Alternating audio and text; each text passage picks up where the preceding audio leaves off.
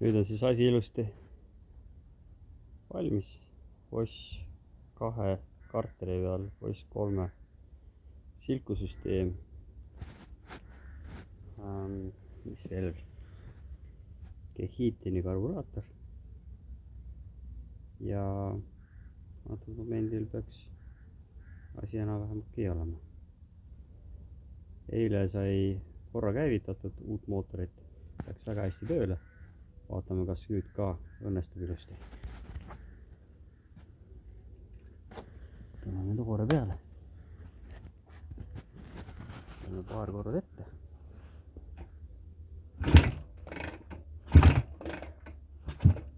Aha.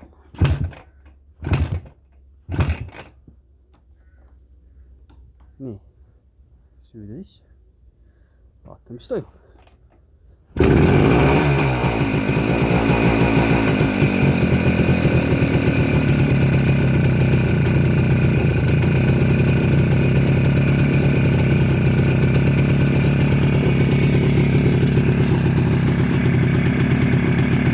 Päris okei.